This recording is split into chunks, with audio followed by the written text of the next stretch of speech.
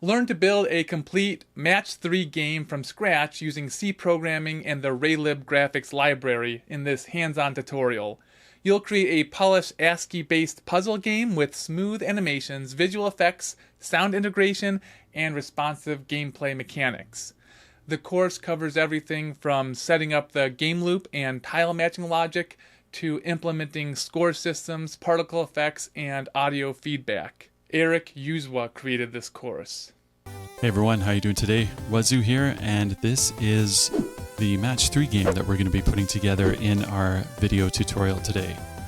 Yeah, it's a really slick looking game with ASCII tiles instead of the typical Match3 gems.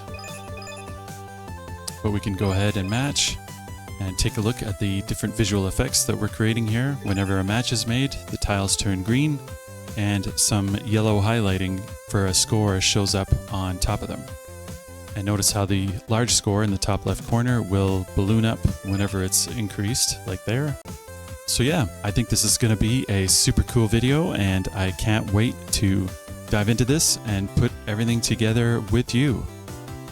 This is going to be so much fun. All right, let's check it out. Hey everyone, how you doing today? Wazoo here, and in this video we are going to be talking all about Match3's ASCII text, Raylib, and the C programming language. Yeah, I think it's going to be a whole ton of fun today. I'm really looking forward to getting started. The Match3 type of game is still one of the most popular genres, as titles like Candy Crush and other similar games are still enjoyed by millions of players worldwide, even in 2025. But for me, my Match3 heaven was with the release of Bejeweled 2 from PopCap Games way back in 2004. Ooh, so long ago. Everything came together for this title, and with the type of polish that PopCap Games was known for back in the day, it quickly blew up on the game portals, selling millions of copies. Let's dig into this type of game and put one together in the C programming language using Raylib. Let's lock in and get started. Boom shakalaka! So as you can see in front of you, I've got Visual Studio open and a blank main.c source file all set up and ready to go. I've just created a normal console app, and I have Raylib installed on my system. So what we're first going to do is set up our main game loop and then slowly try to layer in everything we need for our Match3 game. So we're going to be including Raylib.h and a few other standard C libraries. So next we're going to define the size of the board. So this is how many tile spaces to the right and down that we will have in our grid. And so we're going to start with 8. But again, since it's an easy configurable value, you can play around with different sizes as you're going through putting this game together. And then we're going to create a similar variable to hold our tile size. And I just came up with 42. That seems to be kind of a nice, easily divisible number, and it looks sort of good. Again, feel free to resize to whatever you want. And tile types we're going to put together is 5. So basically we're going to have 5 different kinds of gems. Usually an odd number works best for some reason for these kind of games. And next we're going to create an array of chars. And we are going to use the hashtag, the @sign, the money sign, %sign, and the and symbol. Oh, and I misspelled. There we go. That should be tile, not title. Tile size and tile types. All right.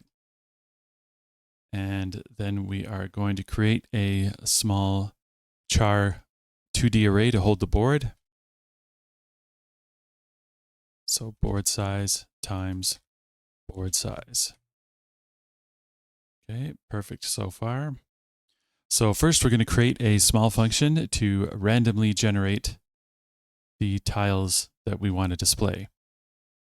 So we're going to create a function, a C function that'll return a char character. And all we're going to do is grab a random one from our tile chars array there. So use the random function modded with tile types. Easy peasy. Okay, then we're going to create a initialization function to just basically loop through our board here and fill it with random tiles. So void init board, and we're going to create 2 for loops. Y is less than board size, y plus plus, and same thing. X is less than board size, x plus plus, and then we're going to have board y x equals random tile. Sounds good to me. So next we're going to jump into our main function already. So it'll be a pretty standard main declaration. And we are going to come up with a screen width and screen height. So const int screen width. And I chose 800 by 450, and I'll show you why momentarily. Okay. And then we are going to call init window, screen width, screen height. Don't you just love IntelliSense? And let's call this project Raylib 2D ASCII Match3. Something nice and descriptive and long. We're going to set our target FPS to 60. And we're going to seed the random number generator using srand and feeding it time of null. So we're going to just call init board, since we've already set up that function. And then we are going to set up our main while loop. So while not window should close. And this is where all of our game logic will go. But for now, we are just going to be drawing the board. Okay. So we have a begin drawing. We're going to clear our background. Let's use black for now. And we're going to finish it off with an end drawing. And then after the while loop, we're going to use close window to close down our game window. And I guess that's it. We don't have to, oh, we do have to return something. Let's return 0. Everything looked okay. Okay, so in between, before we test this for the first time, let's quickly draw our tiles. So in between the begin drawing and clear background, let's do our for loop. The same one we used basically when we set up the board. So y is less than board size, y plus plus, and for int x equals 0, x is less than board size, x plus plus. So we're going to create a rectangle of the tile. So rectangle rect equals, and we're going to do, for the x position, we're going to do x times tile size. And for the y coordinate, it'll be y times tile size. And then the width and the height will be tile size. Okay, an easy piece to create there. And then we are going to draw rectangle lines x using the rectangle we just created, a line thickness of 1. These are for the outer borders of the board, you'll see momentarily. And we'll use dark gray. Okay, and then we're going to draw the tile itself. So vector 2 position equals x times tile size with an offset, and y times tile size. And you'll see this offset why we're doing this in a minute here. Oh, that IntelliSense. Okay, so we've got drawing the outer rectangles of our grid, and let's draw the actual tile itself. So we're going to use a function called drawTextX, and we're going to get the font default. We need to pass in a string to this function, but we've got the tile is a type char.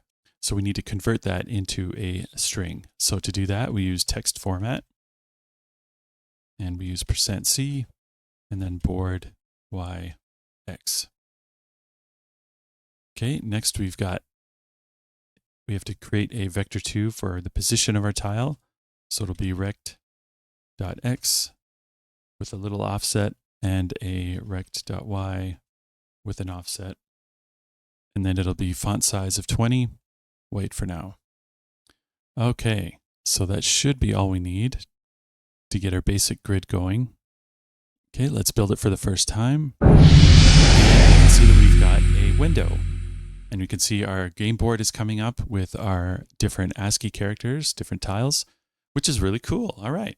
So notice how it is in the top left window, top left section of the window. So I would like to center that within the window itself. So let's go ahead and do this right now. And at the top here, we're going to add a vector2 called grid origin. And this will just be a way to calculate the offset. So down here in our drawing, what we need to do is in this section here where we're calculating, where we've got our rectangle being defined, we need to go ahead and offset it by our grid origin.x plus x times the tile size, and then our grid origin.y component.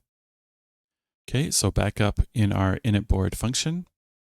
Okay, we first take the width of the grid, we calculate that out. So grid width equals the board size times the tile size. So we calculate the pixel width, and then we calculate the height, same way, with board size times tile size, since the x and y, the width and the height are basically the same.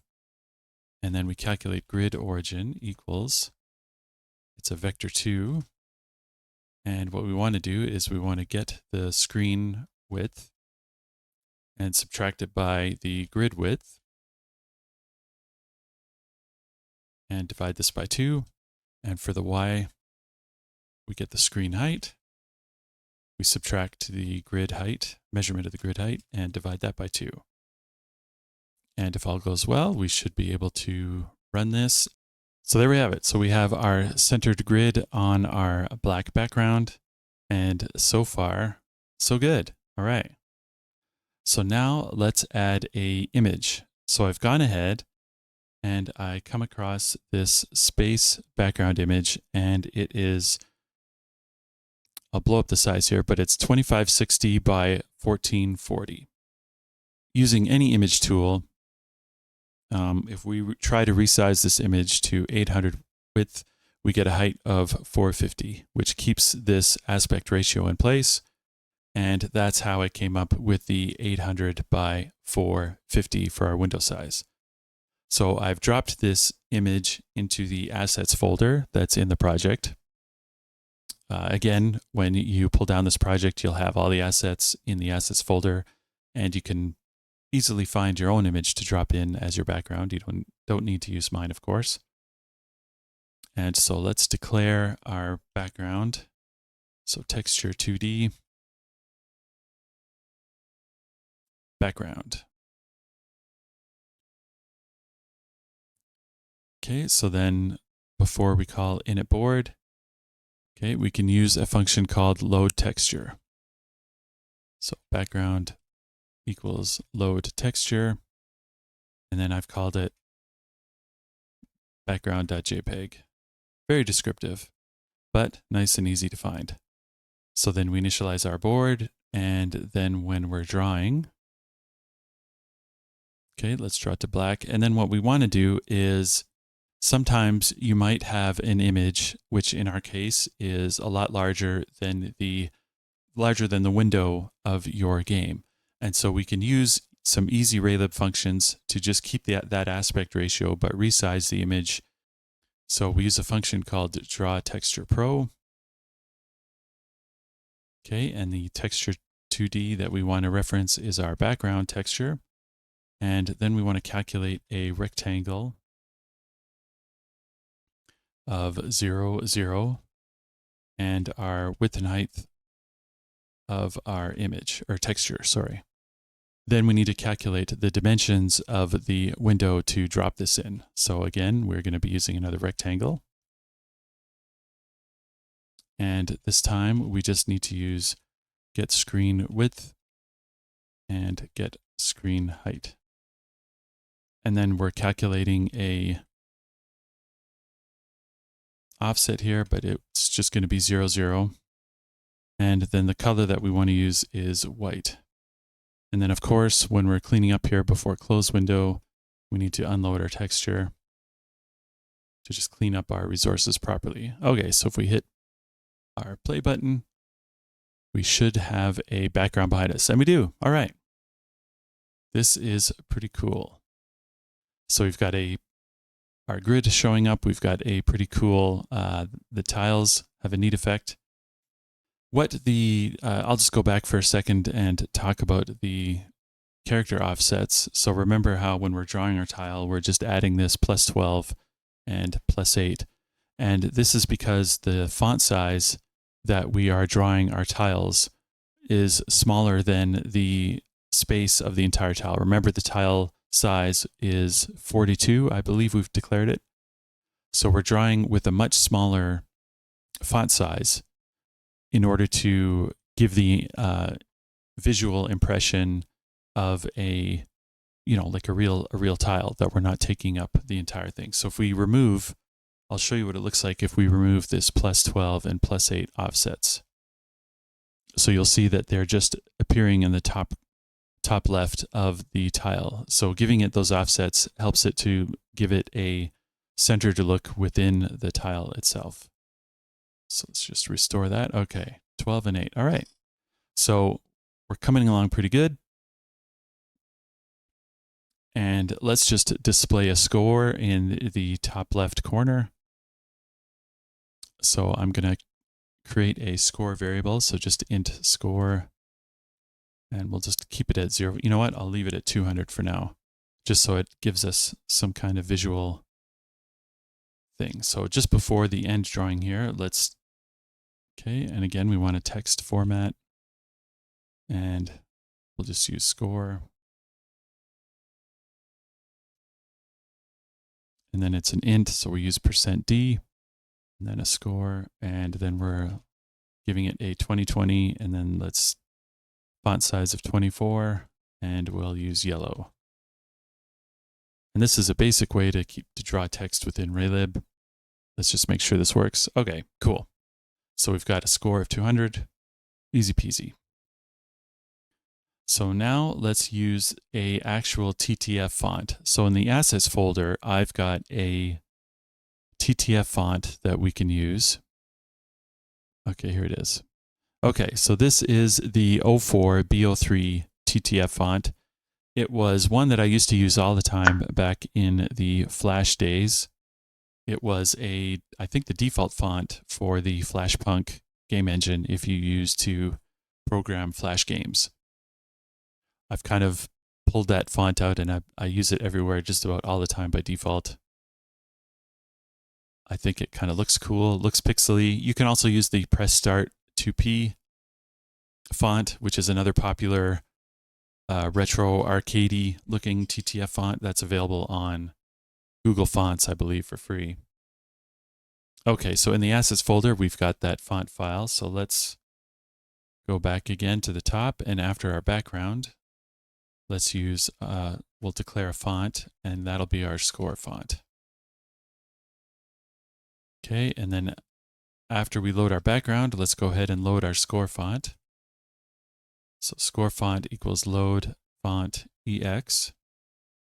And we're using the assets 04 B03.ttf.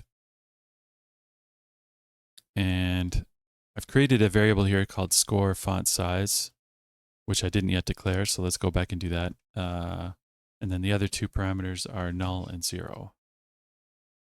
So let's declare score font size. And we'll declare it to be 32.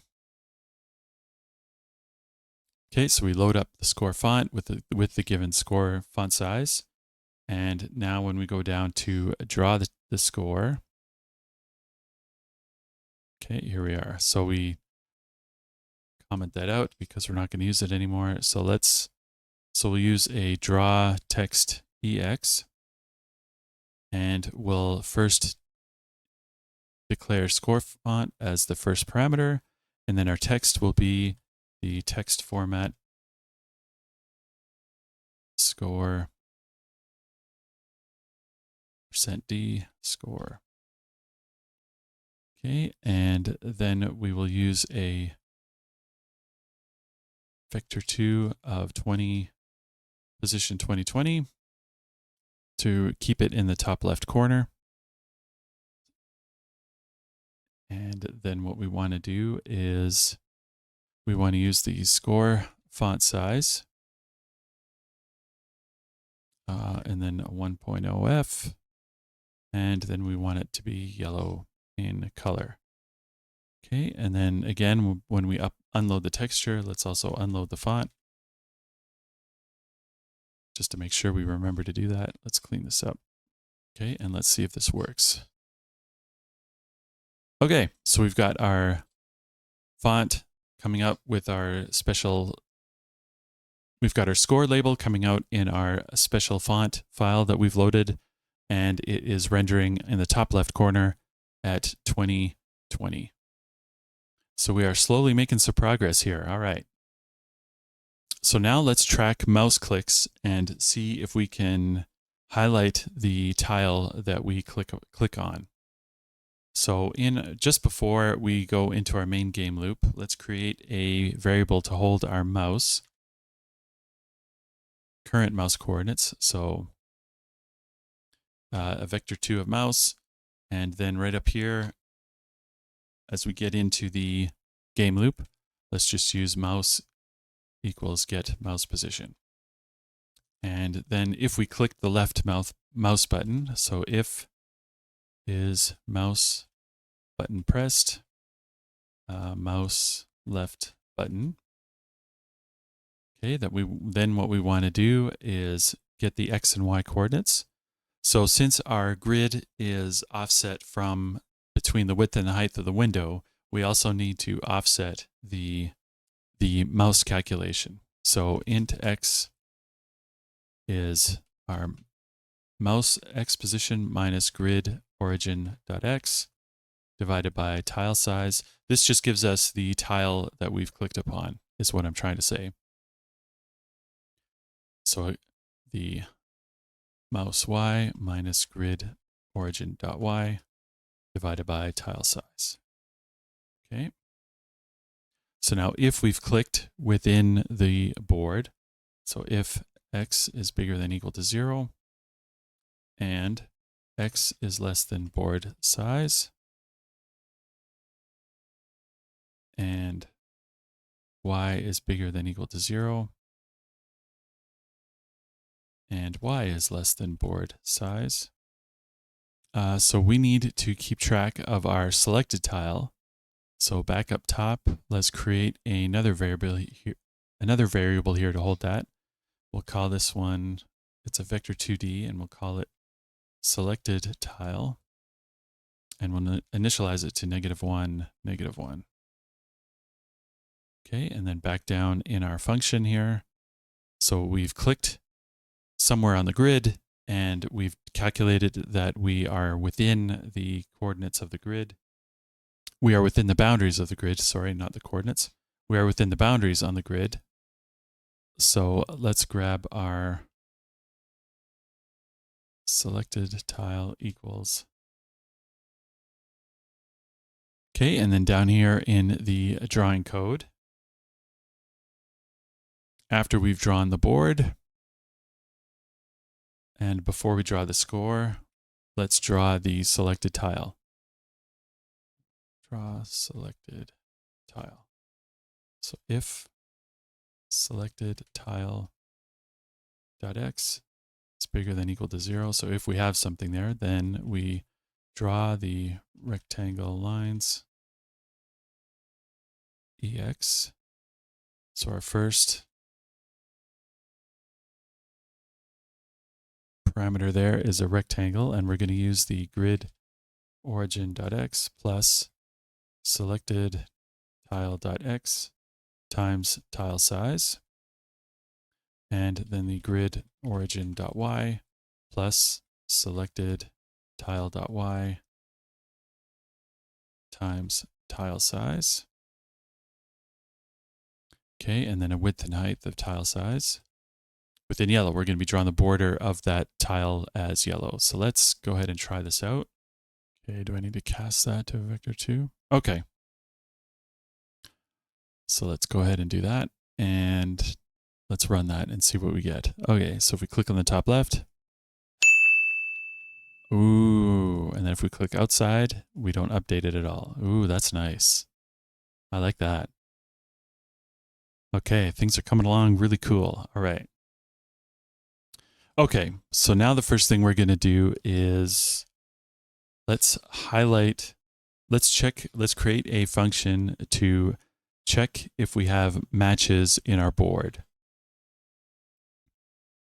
This is kind of the heart and soul of any Match3 game. Okay, so after random tile, let's create a new function called find matches. So bool find matches, and it will just return true if there's any matches, and false if there's none. So bool found equals false. That'll be our default. And we are going to create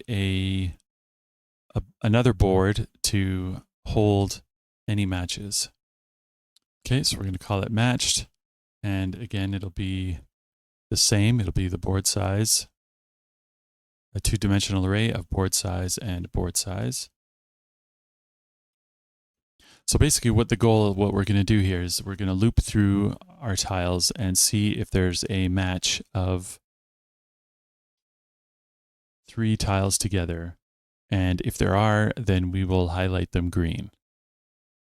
Nothing else will happen. We can't click on them to do anything yet, but I think that's the gist of the aim of this section of what we're trying to do. Okay. So we are going to reset the board here, our matches board, or matched board, sorry. So for int x equals 0, x is less than board size, x plus plus, and our matched yx equals false. So we're going to reset everything to false. And then what we're going to do is we have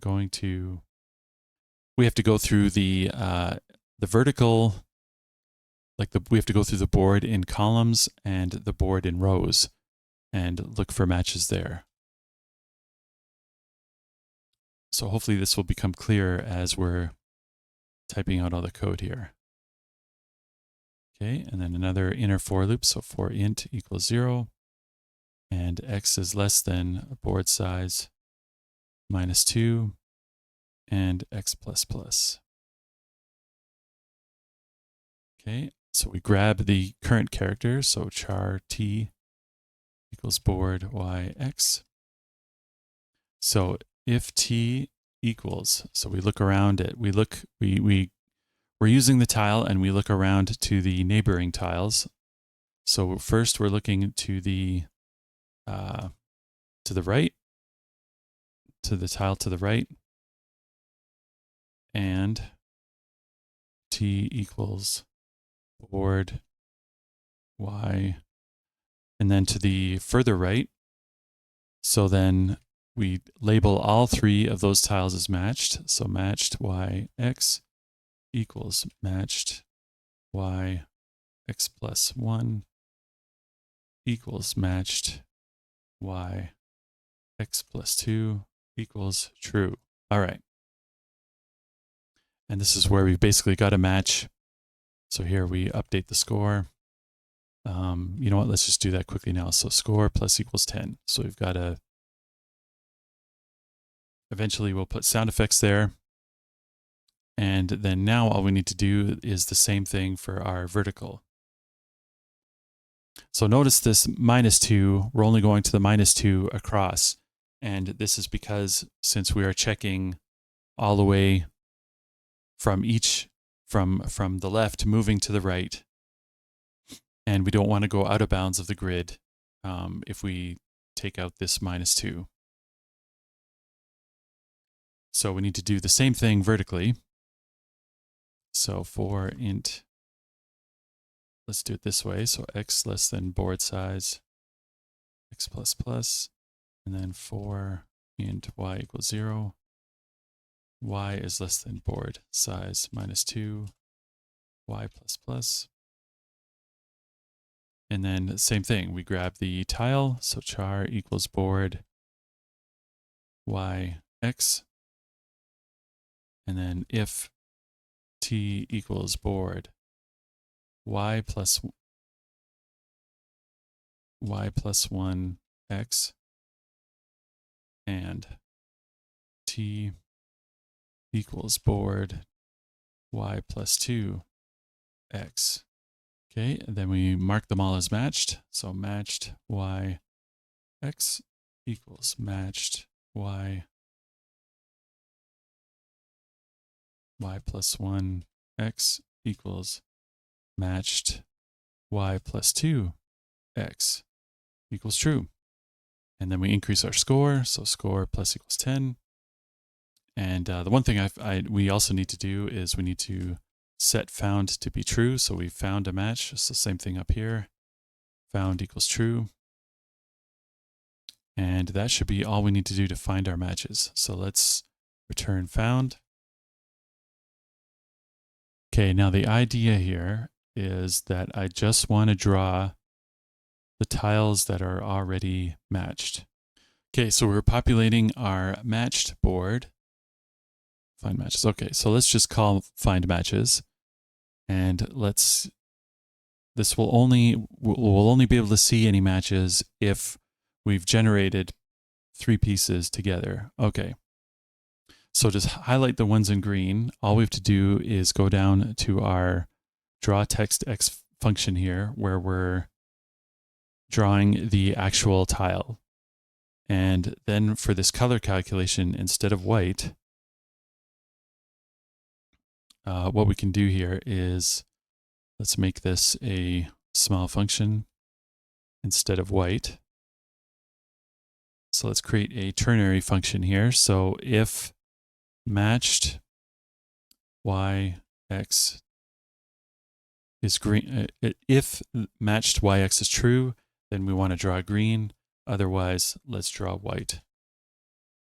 So let's see if this works.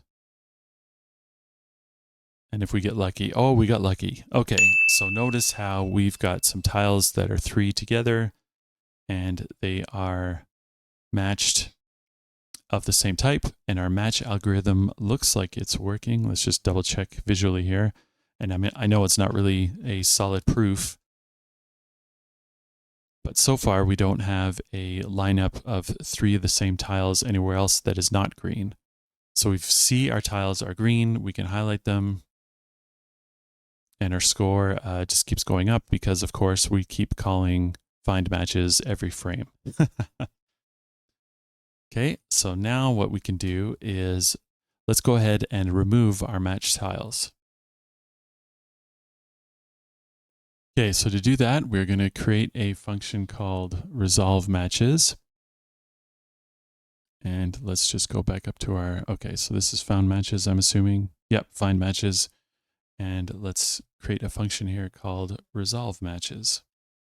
The whole goal is to remove the matched pieces from our game board and then collapse all of the tiles on top of them so that they move downwards.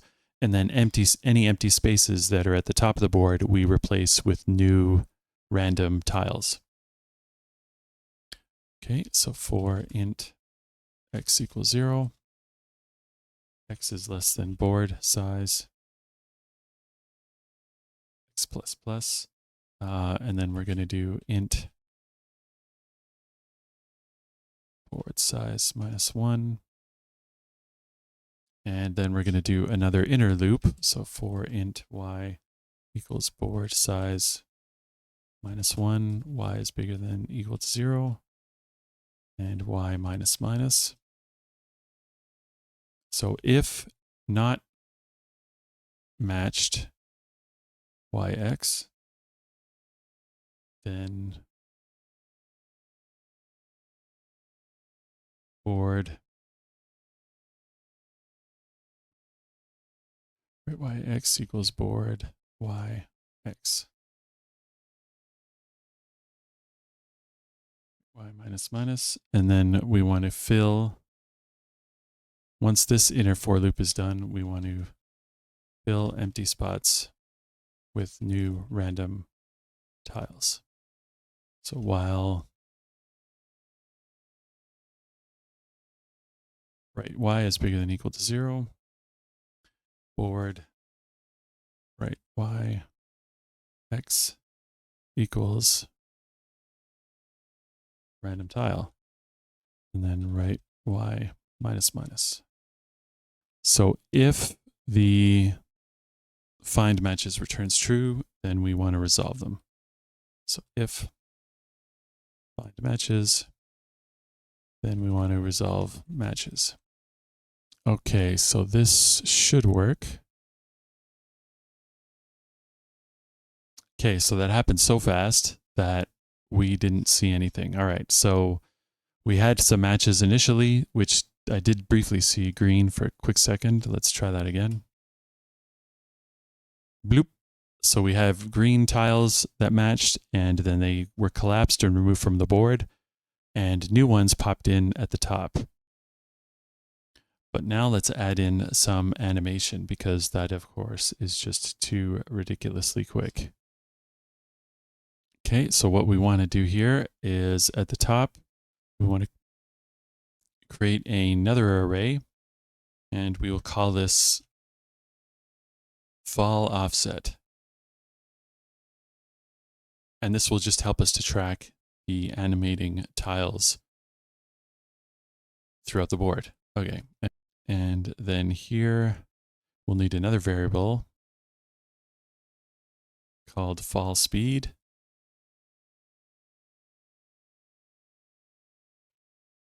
And we'll give it a value of 8. Maybe we can declare this as, you know what, let's just do that. No, let's leave it alone, 8.0f. Okay, so then back down in our resolve matches, what we're going to do here is most of this stays the same, but we're going to introduce a delay.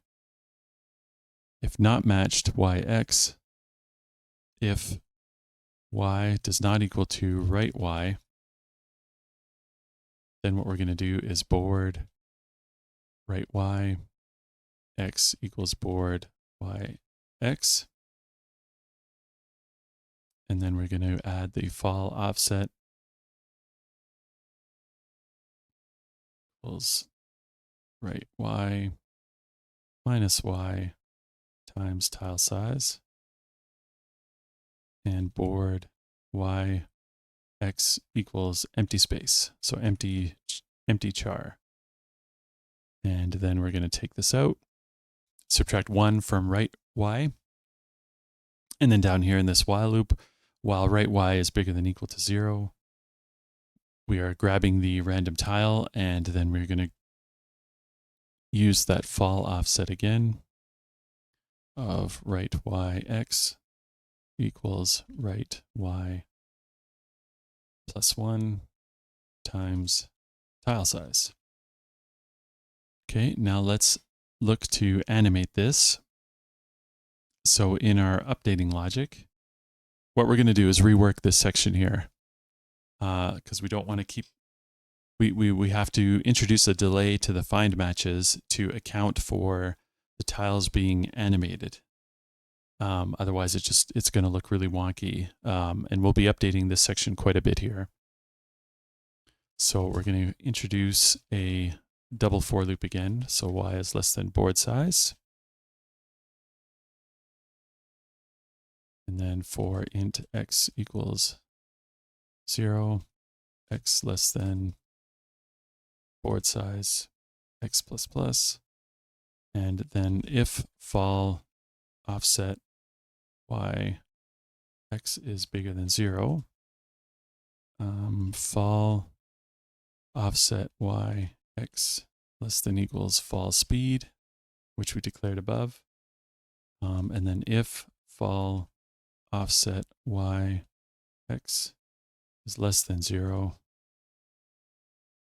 fall offset y x equals 0.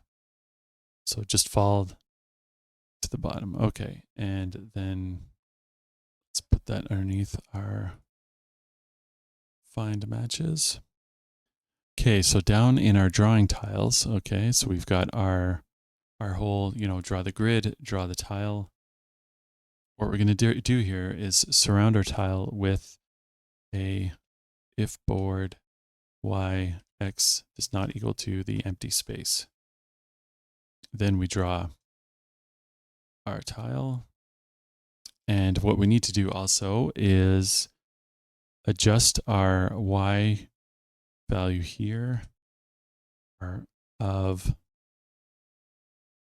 with the fall offset. And let's see if this works. Okay, that actually looked pretty good. It went by pretty fast because we are not doing anything there. Okay. But that actually worked. All right. I am super happy with that. Okay, now what we need to do is let's look at swapping those tiles. So where we click on a tile and we swap to the one next to it. So back up near the top, let's create a function called swap tiles.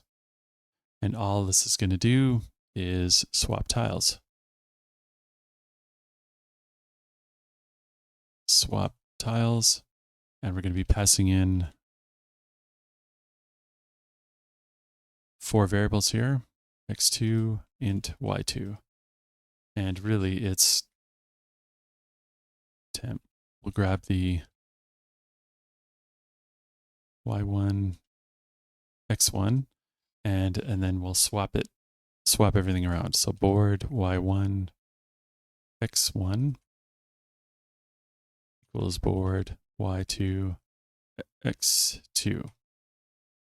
And then board y2, x2 equals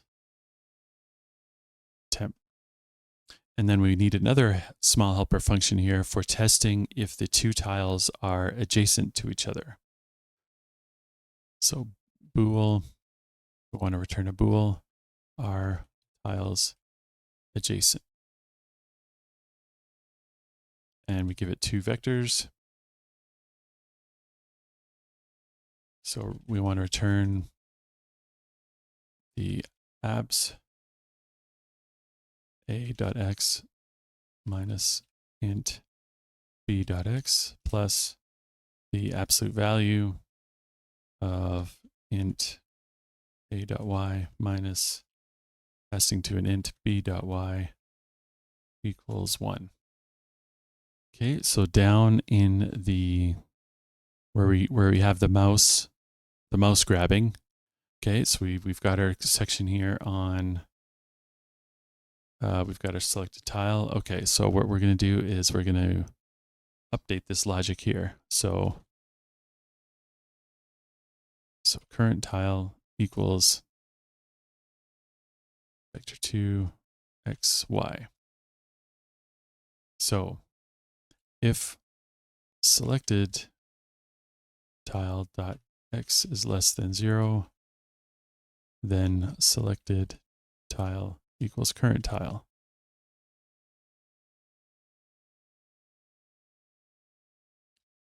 Okay, so next, else. So if our tiles adjacent, selected tile and current tile, then we want to swap the 2 tiles. So swap tiles, selected.x, selected.y, selected tile.x, selected tile.y, and current tile.x, and current tile.y. Then we call our find matches. So if find matches, then we want to resolve those matches.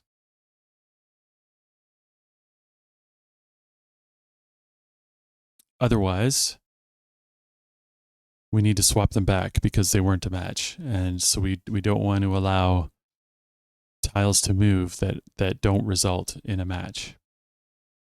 That's typically Match3 rules. So swap the tiles back. So selected tile.x, selected tile.y, and current tile.x, current tile.y. And then if the two tiles aren't adjacent, then we reset selected tile to be -1, -1.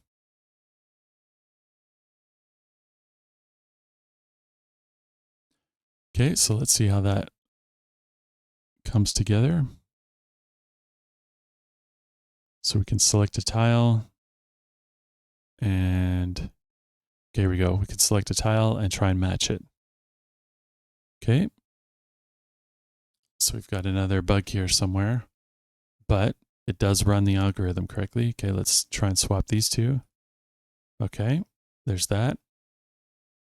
Okay, so that didn't work. That didn't work either, which is good. That wasn't allowed. I didn't say that didn't work. That wasn't allowed. And that wasn't allowed. And so let's try swapping these two. Nope, that wasn't allowed either. And that wasn't allowed either. Okay, so sometimes, for the most part, our logic seems to work and hold up. Okay, so we've got a other problem, which will creep in, is that we're able to click while tiles are still animating. So we need to create a way of preventing input while there's animation going on. And so the cleanest way I could come up with was creating a state system to handle when we're animating tiles and when we're ready for input. So at the top, after our fall speed there, let's create a enum. So we have an idle state and a state animating. And actually, I think all we need is just these two. Okay, so we've got two states. We were idle or animating, and we are going to call this one game state. We could call it tile state. Maybe tile state would be a better. Actually, that's a much better way, I think. Okay, so let's call it tile state.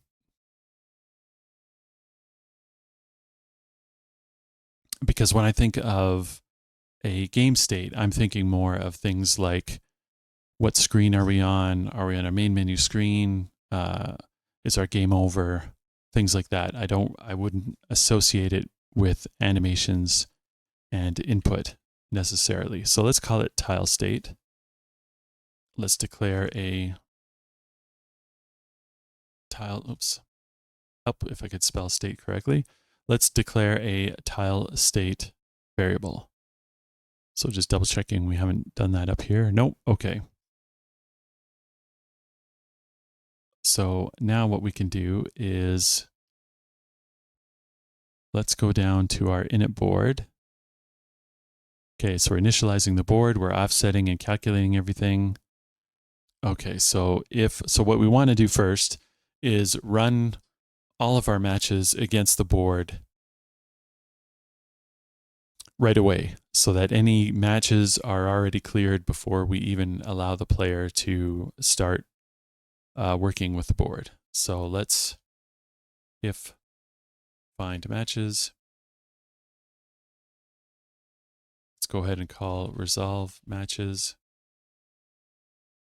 And then otherwise, if there's no matches, then we set the tile state to be state idle. So we're ready for input. And then in the resolve matches function at the bottom here before you return, let's go ahead and set the tile state to be state animating. Okay, so then down here in the main function, so if our tile state is equal to state idle and we've pressed the left mouse button. So if we're able to, like if we're not in the process of animating anything. Okay, so then let's go down to our animation and we'll tuck this into an animation state. So if tile state equals state animating, and then everything here, all this fall offset, let's tuck that within the, so if fall offset is less than 0, we set that to 0, but otherwise, if our fall offset is not less than 0, then our still animating flag is true. And then,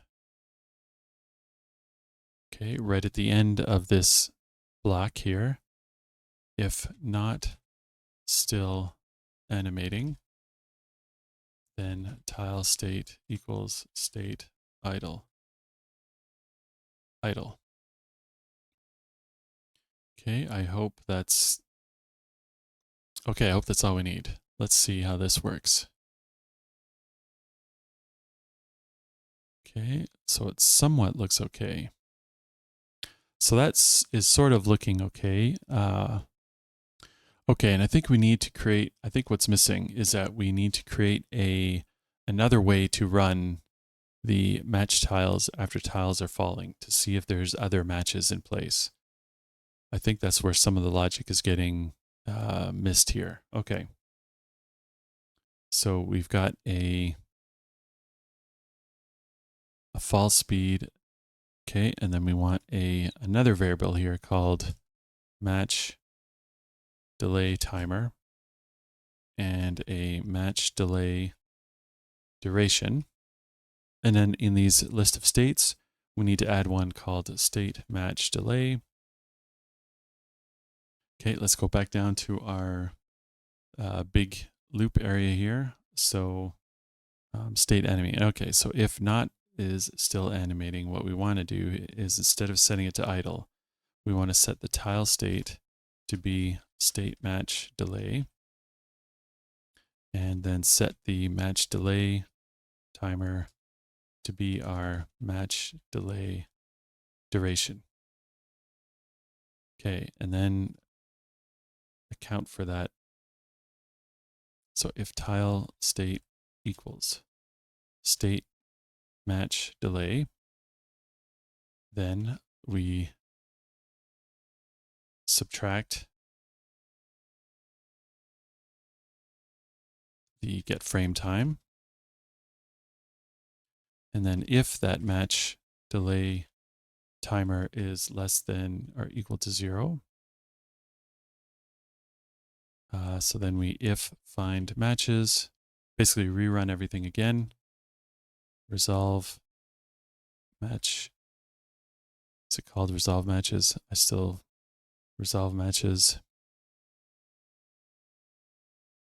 Else tile state equals state idle. Okay, so that looks more correct. So if we found a match and we're animating, then continue to animate, and then once we finish animating, move the tile state to another state where we then update another timer. And then once that timer completes, run the find matches again and resolve them. Okay, so we've got so if find matches, okay, we missed that bracket. So let's try this again. Okay, so now we got our pieces properly clearing and we got our matches running. The green is now going away. Okay, and this is looking so sweet. All right. All right, so we got scores and it's constantly running. Okay. So now what I wanted to try, oh, wow, that was cool. All right. Super combo. That's like a 5-hit combo. Anyway, so one effect I wanted to add here when I drew this grid, if you'll notice here behind the grid, we see our planet, basically the background, and it's very difficult to see some of these tiles in this section here because they're covered by the lightness of the planet. So what we can do is just basically draw a rectangle right behind that grid and make it easier for everything to pop out. Okay, so down when we draw the background rectangle here, okay, so we draw the background. And then what we want to do is just before the grid, we draw a grid background. So we draw just a straight rectangle behind there. So draw a rectangle. And then we have our grid origin.x, grid origin.y. And we've got our grid width, so board size times tile size, and then our height of board size times tile size. And then we can use what's called a fade. So the color, we can actually use an alpha value. So we can fade. There's a function called fade. We want to use dark gray as our color, not dark Gary, dark gray. And let's do a 60%. Basically, we'll fade it. We'll give it a translucent feel, but still be dark enough that maybe we can see things. Okay, so look at that. So we've got a light translucent alpha black square behind our game grid, and so it makes it slightly easier to see our actual board. So let's change that to 1, and I'll show you what this is doing for us. So 1.0f. And it should just be a straight black board. Yeah. So we've got this here. So you can keep this if you want, of course. It's up to you. It's your project, whatever you want to play with. I just preferred having it a little bit of a translucent background there. Okay. So now let's go ahead and play a sound. So I've got sound effects, well, one sound effect in the assets folder. So let's go ahead and load that. So first we're going to declare that at the top. And as well as some music. I've got some music. Let's just do both in one. So we've got a music object. We'll just call this background music, and a sound object. I just called it match sound. Okay, and then down in our main, there we go. Okay, where we're loading our background and our font, let's load our background music. So background music equals load music stream, and the file is called bgm.mp3. And then our sound, match sound, is load sound assets match mp3. And right away we're going to play the background music stream. So play music stream background music.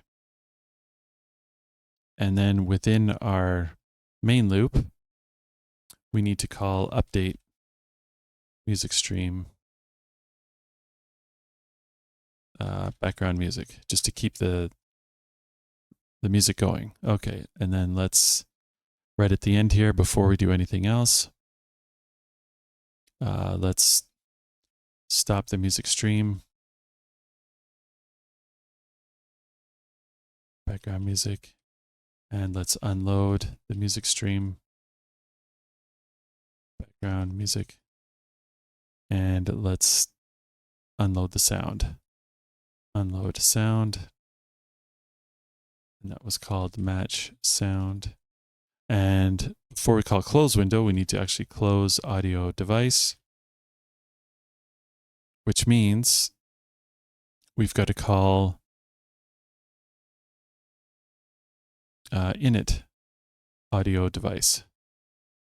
So we should do this before we load any of the assets, just to give the system time to just to give Raylib time to initialize our audio stuff. Okay, so we've got our background music, and then we've got our match sound effect. So when we increase the score, all we have to do is play our sound. Play sound, match sound.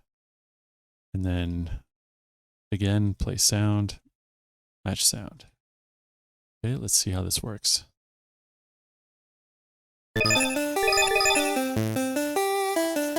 Okay, so we've got our background music looping.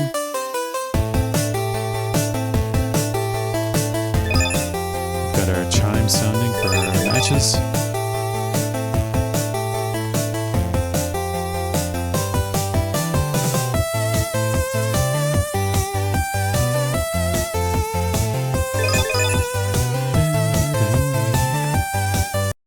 Okay, that was cool. All right, so the last thing I wanted to try and tackle was a little effect, if you've noticed in our game demo, of the score text popping out at us every time there is a... Oh! Okay, so one thing I wanted to do is when there's a match right here of our tiles, I also wanted to display the score in a small animated value above the matched tiles. So let's go ahead and do that now. Okay, so since we're right here, we'll stay right here. So we update the score, okay. We update the score. We set our found to true, we play the sound. And then what we want to do is we want to call add score pop-up. And we'll give it the X and Y tile 10 and our grid origin. Okay. And then we want to say our score. Okay, no, let's, okay, so we've got our score, add score pop-up. And we want to do the same thing down here. So after play sound, we then call add score pop-up. And then now what we want to do is let's create a small array of score pop-ups. Okay, so after our tile state, let's create a struct, another struct, and we've got a position. We've got an amount. Then we've got a lifetime and an alpha value for our color, and if we are active or not. And so this is a, whoops, this is a score pop-up. And then we're going to create an array of them. So score pop-up, score pop-ups, and then max score pop-ups. Okay, we'll initialize that. And then of course we need a max score pop-ups, and I just came up with 32. Play with that.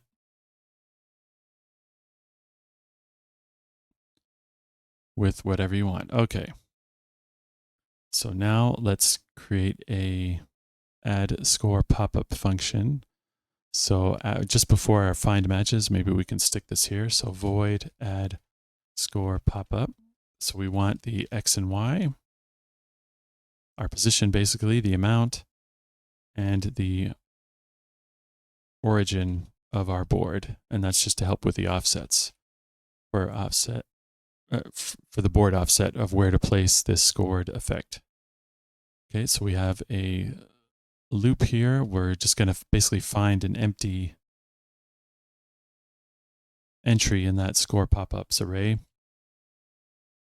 And so if not score pop-ups active, so if we're not active, then we can use this entry in the array. So score pop-ups I dot position equals vector 2, and let's create it with the grid origin dot x plus x times tile size plus tile size divided by 2.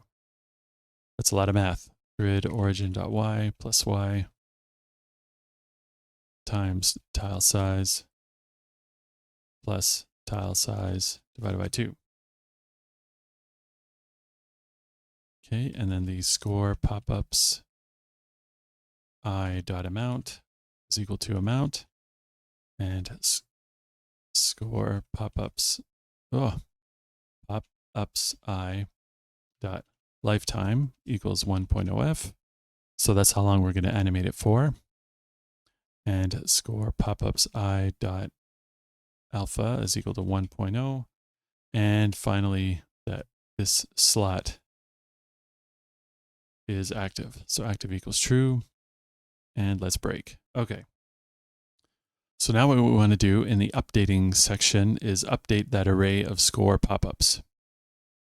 So let's get back down here to where we are doing our, just before our drawing, and let's update our score pop-ups array. Okay, so for int I equals 0, I less than max score pop-ups I plus plus. So if score pop-ups active, then what we want to do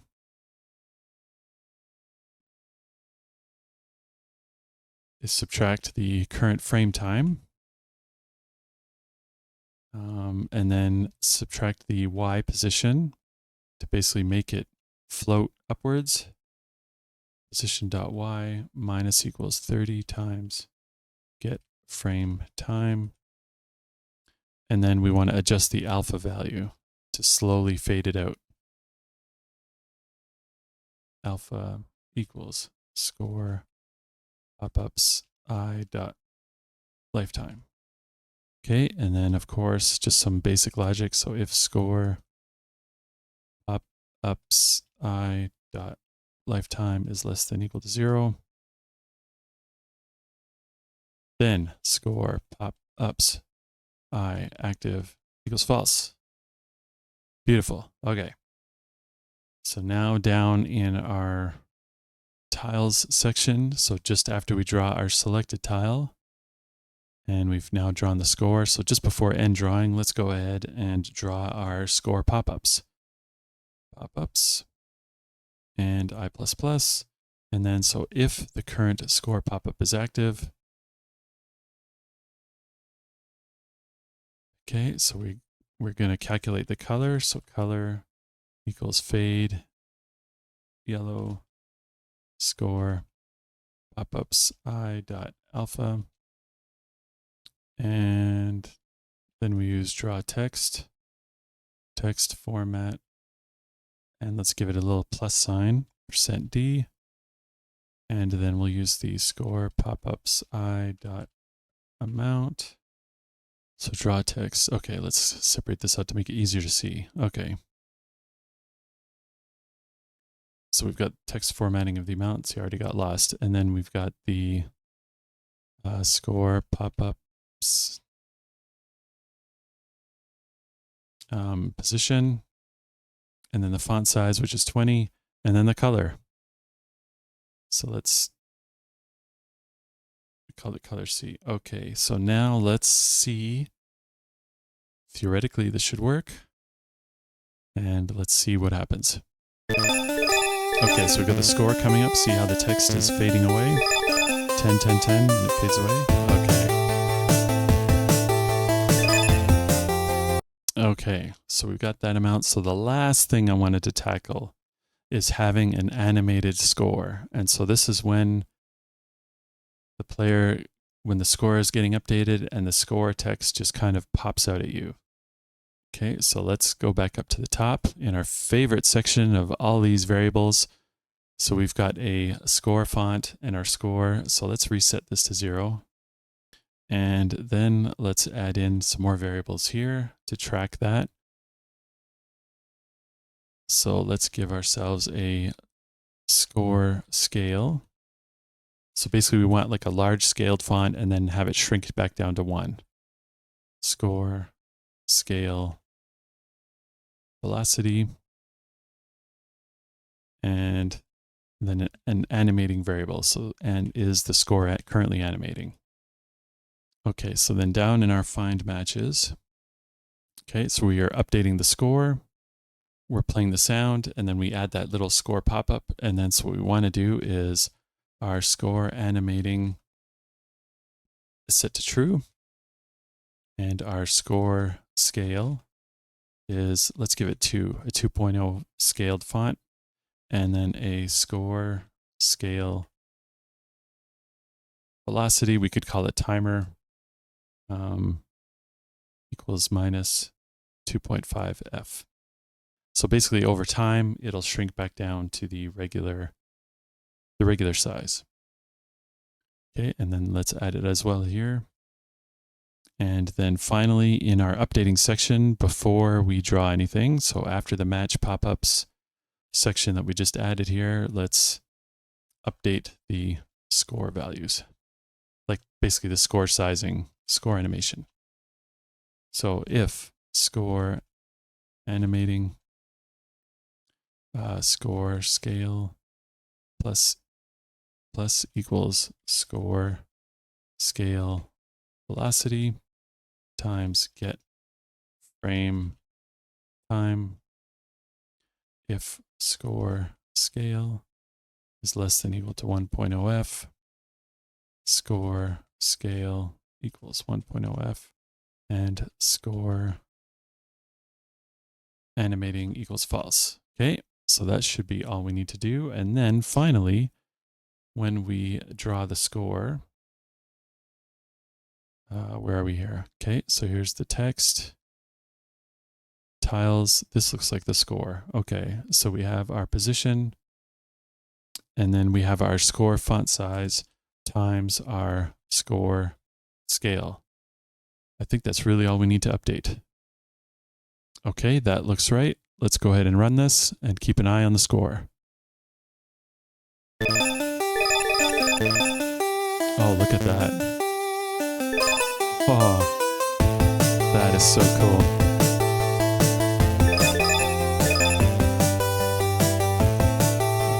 Makes me want to snap my fingers. Anyway, let's go ahead and let's do one more. Anyway, that was it.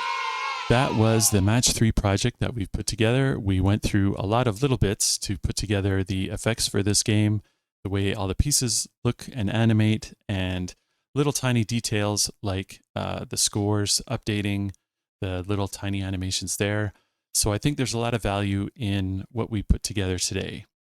I hope you had a really good time on this video. I had a lot of fun on putting this project together, as you can see, and I am so looking forward to working on the next one. I hope you have a fantastic day wherever you are in the world. Don't forget to like and subscribe to the channel, and leave a comment down below as to any kind of tinkering you did with your game. I'd love to kind of hear and creative stuff that people are putting together using what we've learned in these videos. Have a great day, everyone. Peace. Hyper Combo!